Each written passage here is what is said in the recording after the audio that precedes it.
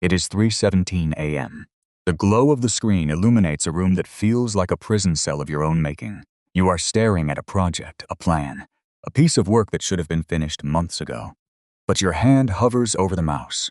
Your mind races through 100 microscopic flaws. You tell yourself it just needs one more revision, one more pass. You tell yourself you are dedicated to quality. You tell yourself you just have high standards. But in the silence of this room, if you strip away the lies you use to comfort yourself, you know the truth. You are paralyzed. The work is sitting there, trapped in a state of eternal preparation, and you are exhausted. Not from the labor of creating, but from the crushing weight of constantly delaying. The noise in your head won't stop. It whispers that if it isn't flawless, it isn't worth releasing. It tells you that the world will see every crack, every imperfection, every area where you fell short. And so, you wait. You endlessly prepare. You convince yourself that tomorrow you will finally be ready. But tomorrow never comes. But it gets worse. Because you are not just delaying a project. You are delaying your life. You have built an entire identity around the idea of potential. As long as the work stays locked inside your head, it remains perfect. It is untainted by reality. It is a masterpiece that no one can criticize because no one has ever seen it. Imagine a blacksmith who spends his entire life building the perfect forge. He gathers the rarest stones. He procures the finest iron. He studies the exact temperatures required to melt steel. He reads ancient texts on the nature of fire. He prepares for decades. But he never actually strikes the match. He never lights the fire because he is terrified that his flame will not burn bright enough. He is terrified that the sword he pulls from the anvil will be crooked. So he sits in a cold, dark room, surrounded by perfect unused materials, calling himself a master craftsman. This is what you are doing. You are sitting in the unlit forge. The shift happens here. You call it perfectionism. Society has even taught you to wear it like a badge of honor. When people ask about your flaws, you smile and say, you are a perfectionist. You frame it as a virtue. You frame it as caring too much. You frame it as an unwavering commitment to excellence. But you already knew that was a lie. The real question is why you keep telling it. Let us diagnose the real disease. Perfectionism is not a standard of excellence. It is a shield. It is the ultimate defense mechanism designed by a terrified ego. You do not have high standards. You have high cowardice. You are terrified of judgment. You are terrified of the moment your abstract potential collides with the brutal, unforgiving nature of reality. In your mind, you are a genius. In your mind, your ideas are flawless. But the moment you publish that work, the moment you launch that business, the moment you speak your truth, you become vulnerable. You become measurable. And to be measurable is to risk being found lacking. And that is only the surface. Look closer at the architecture of your avoidance. Your mind has created a brilliant trap. By setting an impossible standard, you guarantee your own failure before you even begin. But it is a safe failure. It is a failure that happens entirely within the walls of your own mind. You never have to face the humiliation of trying your absolute hardest and realizing you are still mediocre. You protect your fragile ego by refusing to enter the arena. You tell yourself that the reason you are not succeeding is simply because you have not released the work yet. You hold on to the illusion of potential. Because potential is safe. Action is dangerous. Action brings the immediate threat of rejection. The ego prefers the quiet agony of procrastination over the loud, public sting of failure. It is a shadow behavior, born from a deep, unacknowledged belief that if you are not perfect, you are fundamentally unworthy of love, of success, of respect. Be honest with yourself. How many years have you sacrificed to this ghost? How many opportunities have withered and died on the vine because they were not quite ready? You have convinced yourself that you are protecting your work, but you are suffocating it. You are starving it of oxygen. A ship is safe in the harbor, but that is not what ships are built for. Your work, your ideas, your voice, they are not meant to be polished into oblivion in the dark corners of your mind. They are meant to be tested in the friction of the real world. You think you are waiting for the perfect moment, but the perfect moment is a lie invented by the weak to justify their paralysis. The noise in your head tells you to wait. It tells you to read one more book, to take one more course, to ask for one more opinion. It tells you that you are almost there, just a little more preparation. This is the poison of comfort disguised as ambition. 2,000 years ago, someone understood this perfectly. The ancient philosopher Seneca observed this exact sickness in the minds of the Roman elite. Men of immense privilege and education who spent their entire lives preparing to live, but never actually lived. They studied, they debated, they polished their words, but they recoiled from the dirt and blood of actual existence. They were obsessed with the appearance of wisdom, yet terrified of the messy reality of action. They built magnificent armors, but refused to march onto the battlefield. Seneca saw this disease of endless preparation and recognized it for what it was: a total surrender to fear, a refusal to accept the raw, unpolished nature of being human. And centuries before modern psychology gave us a name for this paralysis, the ancient world had already forged a weapon to destroy it. That weapon was not a theory, it was a practice. The Stoics called it amor fati, a love of fate. But in the context of action, it meant an embrace of reality exactly as it is, not as it should be in some flawless, imaginary future. They understood that demanding perfection is a subtle, arrogant way of rejecting reality. It is a refusal to step into the mud. In the year 170 AD, the most powerful man on earth sat alone in a freezing military tent at Carnuntum. Outside, the wind howled across the frozen frontier. Barbarian tribes were massing at the borders of the Roman Empire. Marcus Aurelius was an old man now. His body was aching. He had ulcers in his stomach. He was exhausted, surrounded by death and betrayal. He pulled out a blank journal, a private diary he never meant for anyone to read. He did not write to compose a literary masterpiece. He did not edit his thoughts to sound like a perfect philosopher king. He wrote in fragmented, messy Greek. He wrote brutal commands to himself just to survive the next morning. If Marcus had waited until his philosophy was perfectly refined before ruling, the empire would have collapsed.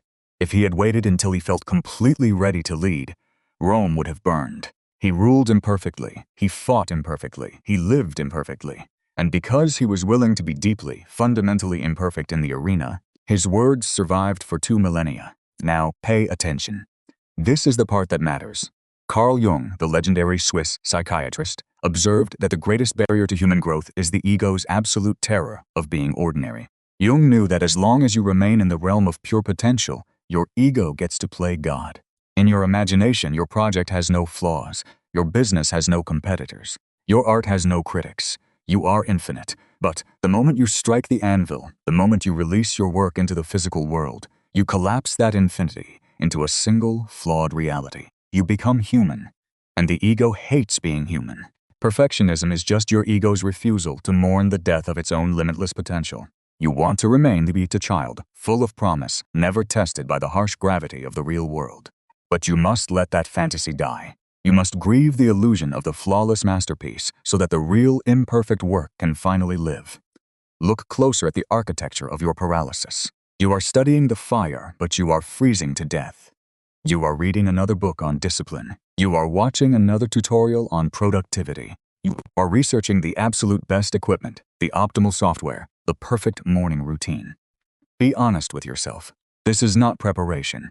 This is intellectual anesthesia. It feels like progress, but it is just a highly sophisticated form of hiding. You are gathering bricks, stacking them neatly in the mud, and calling yourself an architect.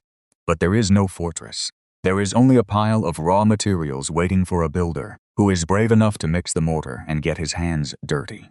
Remember the blacksmith in the unlit forge? He knows everything about the chemical composition of iron, but he knows nothing about the violent reality of striking it. When the iron is finally placed in the fire, it does not become perfect. It becomes chaotic. It sparks. It resists. The hammer falls, and the shape is ugly at first. It takes violence to forge a blade. It takes heat and pressure and repeated, messy strikes. The blacksmith who demands a perfectly balanced sword on the first strike will never lift the hammer. He will die in a cold room, surrounded by untouched iron.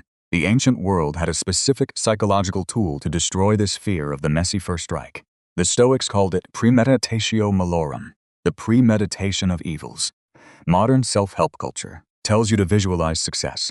It tells you to imagine the perfect launch, the flawless reception, the standing ovation. This is a trap. It feeds the perfectionist disease.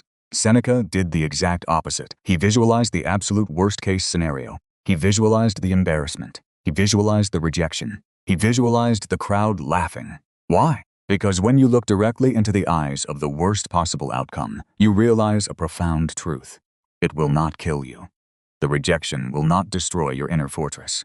The bad review will not shatter your soul. Someone criticizing your unfinished, flawed work will not end your life. The only thing that will truly destroy you is the quiet, suffocating regret of having never tried at all. When you obsess over perfection, you are trying to control the uncontrollable. You are trying to dictate how other people perceive your work. You are trying to manipulate the world's reaction to ensure you are only ever praised. This is a direct violation of the most fundamental Stoic principle, the dichotomy of control. You control the effort. You control the strike of the hammer.